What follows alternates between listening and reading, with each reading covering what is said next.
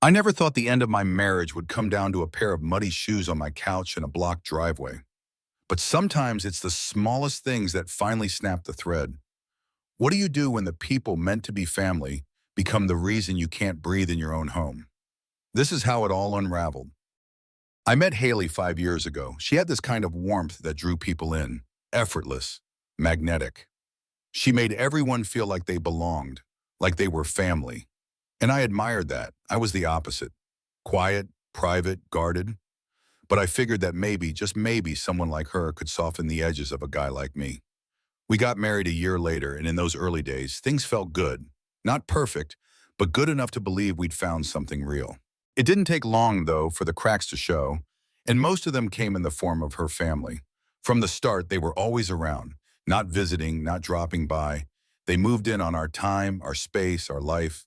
Her mom would swing by unannounced with Tupperware and gossip. Her sister Layla once let herself in just to hang out when Haley wasn't even home. Her younger brother Brent used to rummage through our pantry like it was his personal convenience store. And every time I brought it up, I was either being dramatic or too cold. "That's just how my family is," she'd say, as if that excused everything. Still, I tried. I reminded myself that everyone was raised differently, that compromise was part of marriage, that maybe I needed to loosen up. But there's a difference between being flexible and being trampled. The turning point came about 2 years ago. What started as little annoyances turned into constant tension. I'd find my leftovers gone, the good snacks missing. They'd use our master bathroom even though we had a full guest bath down the hall.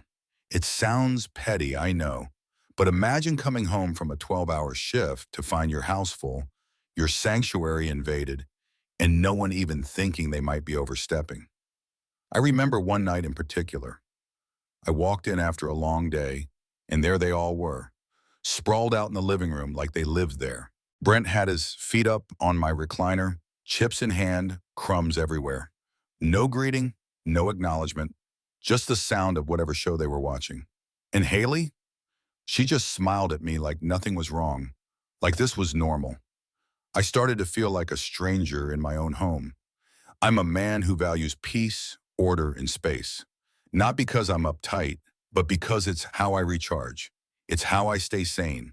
But that home stopped feeling like mine a long time ago. Every corner held a reminder of how little say I actually had. I kept asking myself, why am I the only one bothered by this? How can the woman I love not see how much this is hurting me? The more I brought it up, the more distant she became. It was like I was forcing her to choose between me and them, and she resented me for it. But I never wanted her to cut ties with her family. I just wanted boundaries, respect, a shared sense of ownership over the life we were building. Instead, I got eye rolls, passive sighs, and half-hearted promises to talk to them. But nothing changed, so I stopped asking. I started pulling back emotionally, mentally, everything. What was the point in the speaking up if it never mattered? I loved her. God, I loved her. But I was starting to feel like I was living with a roommate who had no idea who I really was. The real storm hit about 9 months ago. Haley's parents, Diane and Russell, announced they were getting divorced. Russell had been living this double life, apparently head over heels for some woman he'd been sneaking around with for 15 years. 15 years. That meant he was already cheating when Haley and I were exchanging vows. When her parents smiled for photos at our wedding. He was probably texting his side chick. When Diane found out, everything exploded. Russell kicked her, and Layla and Brent, who were still living at home, out of the house. Just like that, they had nowhere to go. It was chaos. Haley was panicking, crying, heartbroken over the whole thing. She begged me to let them stay with us for a while until they figured things out. I hesitated, not because I didn't care, not because I wanted them to suffer, but because I knew what it meant. I knew the floodgates were about to open. Still, I said yes. I wanted to be the kind of man Haley could lean on when things went south. I told myself it was temporary, that I could manage. God, I regret it so much. 4 people moved into our home, 4, including her aunt for a while because apparently misery really does love company. The house became a zoo overnight. My peace vanished. The fridge was always empty. The living room always full. And somehow they still didn't grasp the concept of boundaries. They had access to a fully functional guest bathroom. Yet time and time again, I'd walk into our master bathroom and find someone had used my towel or left hair in the sink or didn't flush. One afternoon I came home and Layla was napping in our bed. Our bed, that hit differently. There's something sacred about a bed, a shared space between two people who are supposed to be building a life together. And she was curled up in it like it was hers. What would you do if someone made themselves at home in the one place you retreat to for comfort? Where do you draw the line when that place no longer feels like your own? Haley brushed it off, of course. Said Layla was tired. Said she didn't mean anything by it. But it wasn't just that one thing. It was a buildup of 1,000 tiny trespasses, stacked on top of each other, until they felt like a mountain I couldn't climb over. It went on like that for 3 long months. I tried to keep my cool, to express my frustration without losing it. But no matter how many times I voiced my concerns, no matter how many times I begged for a conversation that didn't end in defensiveness, nothing changed. The chaos became the norm. My opinion, just background noise, so eventually I snapped. One night after coming home to find Diane rearranging my garage and Brent blasting music in the living room, I exploded. I lost it, in front of all of them. My voice cracked. I said things I probably shouldn't have. But I meant every word. I told Haley I was done being invisible in my own marriage. They left the house that night, but the damage was done. Haley and I argued for hours. She called me selfish. I told her she was spineless. That night, I booked a hotel and didn't come home until the next evening. I warned her, more than once, that I was at the edge, but she never believed I'd really walk away. Why do some people only see the cliff when you're already falling off? After that night, something in me shut off. You ever feel so unheard for so long that you stop raising your voice, stop repeating yourself, stop trying altogether? That's where I landed. I wasn't angry all the time anymore. I was numb, detached. It's a dangerous place to be in a marriage. You stop caring about the little things first. Then the big ones start to slip. Eventually you wake up and realize you're living next to someone who doesn't even notice you're fading. Haley thought things were fine after her family left the house. I guess she saw that as the problem solved. But it wasn't about her family living under our roof anymore. It was about everything that led to that moment. The patterns, the disregard, the way she always chose them over us. Over me. We still had arguments. Quiet ones mostly. Tense words exchanged in passing. Me asking where the boundaries were now that her mom, sister, and brother had their own places again. Her saying I was being cold. Me trying to explain that this wasn't just about physical space, it was emotional erosion, the kind that doesn't make noise but still pulls everything apart. What hurt the most was how casual it all became to her. Her brother Brent would still pop by unannounced, help himself to our kitchen, flop on my recliner like he paid rent. One time I came home and found an empty soda can on the armrest and chip crumbs all over the cushion. I said nothing. I just picked it all up in silence and went upstairs. Haley didn't even ask me what was wrong. She didn't have to. She already knew. How can someone who says they love you ignore how broken you feel in their presence? I think she assumed I was bluffing every time I said I couldn't do this anymore, that I was just venting, that I'd cool off, come back around. But I wasn't bluffing.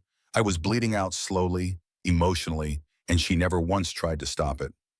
I started staying late at work, found excuses to run errands just to stay out of the house a little longer. It wasn't even about avoiding them anymore. It was about avoiding the weight of disappointment that greeted me the second I walked through that door. Some nights I'd sit in the car with the engine running, staring at the garage door like it was the entrance to a life I no longer recognized. I'd wonder, when did my home stop being a home? When did I stop feeling like I belonged here? One day I brought it up again, asked if she'd be willing to go to therapy with me. Not just couples therapy, but individual too. Because clearly there were things she needed to process that had nothing to do with me. Unhealed trauma, codependency, maybe even guilt over her dad's betrayal. But she laughed, not cruelly, not mockingly, just dismissively, as if therapy was something other people needed, not her. That was the moment I knew we were done. I didn't say it out loud, not yet, but I knew. I'd made my peace with the idea that this wasn't salvageable, that love isn't enough when respect keeps going missing, that maybe the version of Haley I fell in love with was someone who only existed in the beginning and not in the woman standing in front of me now. And once you reach that level of clarity, there's no going back. It all came to a head on a Thursday afternoon. I remember because work had been brutal that day. Meetings back to back, missed lunch, the kind of day that drains every ounce of patience from your bones. All I wanted was to come home, shower, maybe sit in my recliner with a cold drink and pretend for just an hour that my life wasn't unraveling. But the universe had other plans. As I turned into our street, I saw Brent's car parked dead center in front of our house, not in the driveway, not off to the side like any normal person would. No, right in the middle, like he owned the damn place. I couldn't even get through without driving on the lawn. And that's exactly what I did. Tires crunching over the grass I'd seeded and mowed and cared for like a ritual. Another thing of mine disrespected. I parked, cut the engine, and just sat there for a moment. My hands were shaking on the wheel. Not from rage, no, that would have felt easier. It was that sickening cocktail of disbelief and emotional exhaustion. That feeling of this can't be happening again, right? I opened the door and walked in, trying to hold it together. And there he was, Brent, sprawled across the living room couch like it was his throne. Shoes on, remote in hand, that smug, casual grin he always wore when he knew Haley had his back. He looked up at me and said, "Hey man," like nothing was wrong. I didn't respond. I walked straight to the bedroom and grabbed my duffel bag from the closet. I started packing. Clothes, essentials, laptop. I wasn't thinking in terms of hours or days. I was done. Finished. I didn't even feel the need to yell or explain. There was nothing left to explain. Haley followed me in, panicked. "Wait, what are you doing? Can we talk first?" Talk? Now she wanted to talk? Her voice trembled as she kept asking me to stop, to calm down, to not do this in front of Brent. But why not? He already knew how little I mattered in this house. I figured I might as well say it plainly. "I'm done, Haley," I said, stuffing the last of my things into the bag. "I can't do this anymore. I won't." She looked stunned, her eyes filled with tears like I'd just hit her. But I'd been bleeding for 2 years, and no one cared. She whispered, "You're really leaving?" I nodded. "Yeah, this isn't a home anymore. I don't even recognize the woman I married." Her face crumpled, and she started to cry. But I walked past her, down the stairs, past Brent, who had the nerve to stand up like he was going to say something. I stopped and looked him dead in the eyes. "Tell your sister this was long overdue." And I left. As I drove away, my phone started blowing up. Calls, texts, missed messages. I didn't answer any of them. I just kept driving. For the first time in months, I felt something that almost resembled relief. Not peace, not yet, but a breath. A pause in the noise. How many chances are you supposed to give someone before you choose yourself instead? I don't know if she expected me to come back. Maybe she thought I'd cool off and slide right back into the same role. But not this time. I wasn't bluffing anymore. I didn't sleep much that night. I checked into a quiet little hotel just outside of town. The kind of place with flickering hallway lights and a vending machine that ate your money. It wasn't fancy, but it was mine, even if just for the night. For the first time in what felt like forever, I was in a space where no one barged in, where I could breathe without tiptoeing around someone else's chaos. I sat on the edge of the bed, phone face down, staring at the wall. Her messages kept coming. Long ones, short ones, voice notes I didn't dare listen to. And still, no part of me reached for the callback button. There was nothing left to say that hadn't already been ignored, dismissed, or minimized. What do you do when you've given someone every word in your heart and all they ever do is turn the volume down? The next morning, I started looking into lawyers. It felt surreal typing divorce attorney near me, like I was shopping for something so final, so serious. I wasn't angry, I was just done. Numb, maybe. But with a strange kind of clarity I hadn't felt in years. Like I'd been underwater this whole time and had finally broken the surface. She called me again around noon. I finally picked up. I don't know why, maybe part of me needed to hear it one last time. Closure or curiosity or maybe just habit. Her voice cracked right away. "Eli," she whispered, "please, can we fix this?"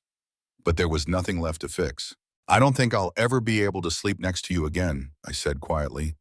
Not after all this, not after how little I mattered to you.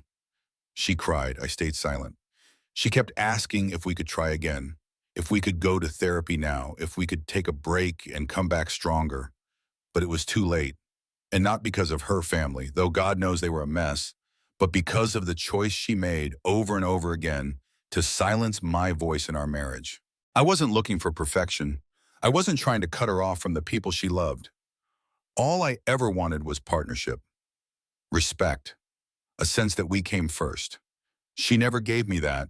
And now here I was, standing at the edge of something I never thought I'd walk away from. How do you stop loving someone who made you feel like a stranger in your own life? That question keeps spinning in my mind, not because I want her back, but because it reminds me how far I'd wandered from who I am. I'd started making myself smaller, quieter, more tolerant than any person should ever be, just to make the relationship work. And in doing that, I lost myself. We didn't have kids, no house tied us together. There won't be a custody battle, no splitting of furniture or arguing over who keeps the blender. But there's still a grief in this kind of ending, the kind that doesn't come with lawyers or paperwork, just silence and the realization that love doesn't always survive reality. So yeah, maybe I could have waited until Brent left before saying what I said. Maybe it would have been more polite, more contained. But sometimes you don't get the luxury of the perfect moment. Sometimes the truth demands its own time and place. And that was mine. What would you have done if you were me? Would you have stayed quiet a little longer? Or would you have finally chosen yourself too? I've shared my story with open hands, not to vent, but to ask, what would you have done? Have you ever felt invisible in a relationship you gave your all to? If you were in my shoes, would you have stayed or walked away like I did? Let me know in the comments. I need to know I'm not alone in this. And if my story hits something real for you, please like this video and subscribe to the channel. It's the only way I'll know someone out there heard me, saw me, and maybe even for a moment stood beside me.